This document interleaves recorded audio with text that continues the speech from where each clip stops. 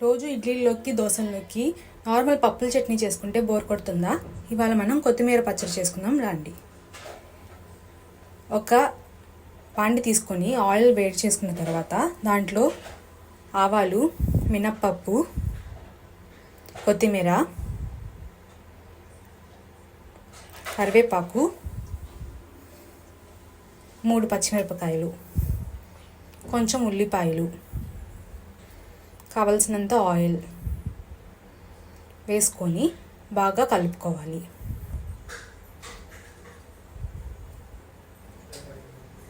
అలా మగ్గుతూ ఉండగా దీంట్లోకి మనం 2 టొమాటోలు తీసుకుందాము. మా ఇంట్లో చింతపండు తినరు, అందుకని నేను చింతపండు తీసుకోవట్లేదు, కావాల్సినవి తీసుకోవచ్చు. ఇవి బాగా మగ్గుతూ ఉండాలి. అలానే దీంట్లో కొంచెం కావలసినంత ఉప్పు తీసుకుందాము. బాగా మగ్గాక ఒక గ్రైండర్లోకి తీసుకొని పేస్ట్ చేసేసుకుంటే కొత్తిమీర పచ్చడి రెడీ.